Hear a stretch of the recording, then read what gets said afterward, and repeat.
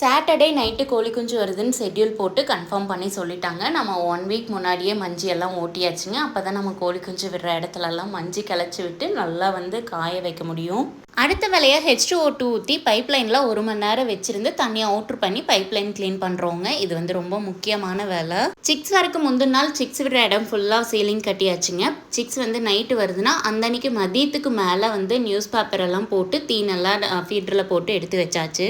Already சனிக்கிழமை தான் six வருதுன்னு சொல்லியிருந்தாங்க. இருந்தாலும் சனிக்கிழமை காலையில் ஒரு டைம் கன்ஃபார்ம் பண்ணிவிட்டு அதுக்கப்புறம் பேப்பர் போடுறது, இந்த மாதிரி ஃபீடரில் தீன் போட்டு வைக்கிறதெல்லாம் பண்ணணும். இல்லைனா இந்த காற்றுக்கு பேப்பர் பறக்கிறது, இந்த மாதிரி சில சம்பவங்கள்லாம் நடந்துடும். 2 பண்ணையிலையும் டெம்பரேச்சர் மெயின்டைன் பண்ணுறதுக்காக குண்டு பல்பும் மாட்டியாச்சுங்க. தீன் பேப்பர் ஃபுல்லாக நம்ம இறச்சி விடுறோம். அப்போ தான் அது வந்ததும் சாப்பிட்றதுக்கு ரொம்ப ஈஸியாக இருக்கும்.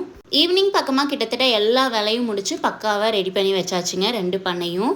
பண்ணை பக்காவாக ரெடி பண்ணதுக்கப்புறம் சூப்பர்வைசர் ஃபோட்டோ எடுத்து அனுப்ப சொல்லுவாங்க. அனுப்பிட்டு வீட்டுக்கு கொஞ்சம் நைட்டு தணல் போடுறதுக்காக மட்டையெல்லாம் காய வச்சுருந்தோம். அதெல்லாம் எடுத்து சாக்கில் கட்டி பண்ணையில் கொண்டு வச்சாச்சு.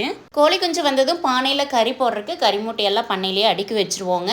சிக்ஸ் முதல் சர்க்கரை தண்ணி தான் கொடுக்கணும் இல்லையா, அதுக்காக ஒரு 2 படி சர்க்கரை வள்ளத்தில் போட்டு தண்ணி ஊற்றி நல்லா கரைச்சி வச்சிட்டோங்க. கரைச்சி வச்சதும் பண்ணையில் கொண்டு போய் ட்ரிங்கரில் ஊற்றி விட்டுட்டேன். சர்க்கரை தண்ணி ஊற்றினதும் டேங்க்லேருந்து கேட் வால் நிப்பிள்கெல்லாம் ஓப்பன் பண்ணி விட்டு எல்லா நிப்பிள்ளையும் தண்ணி கரெக்டாக பாஸ் ஆகுதான்னு செக் பண்ணியாச்சுங்க. அடுத்த ஒரு சூப்பரான வீடியோவில் பார்க்கலாம். Tata bye.